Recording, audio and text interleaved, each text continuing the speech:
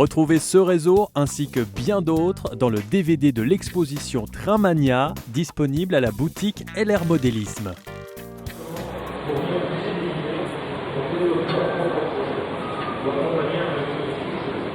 Le Club de Sedan existe depuis une quarantaine d'années, a réalisé un certain nombre de réseaux, soit fixes, soit d'expositions. Et on organise aussi à Sedan tous les 2 ans une grande exposition de modélisme. Alors le réseau, c'est la première fois qu'il sort en exposition. Il s'appelle Monthermé Kilomètre 160. C'est un réseau à l'échelle N qui reproduit un site réel qui se trouve dans le département des Ardennes en France.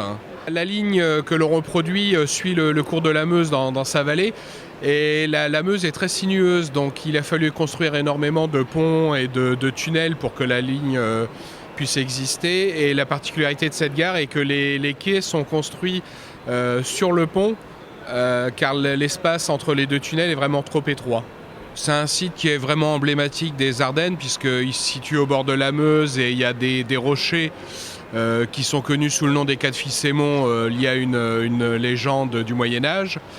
C'est vraiment un site emblématique des Ardennes et c'était pour nous la facilité de pouvoir faire un reportage photo à proximité de notre base, entre guillemets, et donc de pouvoir engranger le maximum de documentation en allant sur place. Alors les Ardennes sont sur le chemin des invasions. Le pont a été à l'origine construit en pierre. Il a été détruit régulièrement par l'armée française ou l'armée allemande durant les conflits mondiaux.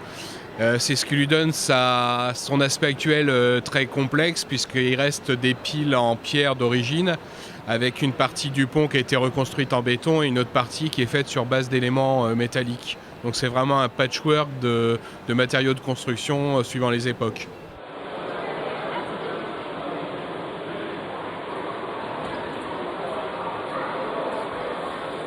Comme vous vous en doutez, il n'y a aucun bâtiment qui existe chez les fabricants.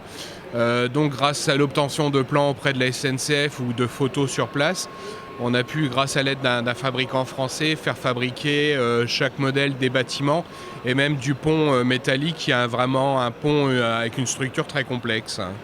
Donc on est parti de photos satellites, de plans IGN et on reproduit vraiment le site à l'échelle exacte.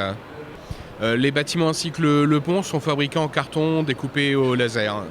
Alors au niveau du décor, on a essayé d'être le plus neutre possible de manière à pouvoir permettre la circulation de matériel roulant, ferroviaire bien sûr depuis les années 50 jusqu'à l'époque actuelle. Il y a la forêt bien sûr occupe une grande place sur le site réel et donc sur notre réseau. On a testé plusieurs méthodes pour pouvoir fabriquer rapidement et de manière économique des arbres.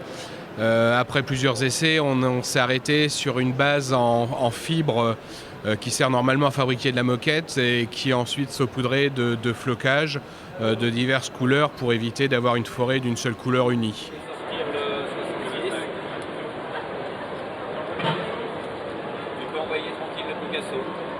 On a choisi de faire le choix du digital. Les machines se vendent maintenant de manière courante déjà équipées de décodeurs où c'est très facile d'installer des décodeurs sur les machines. Donc ça offre plein d'avantages au niveau de la simplicité du câblage et puis ensuite de l'exploitation du réseau.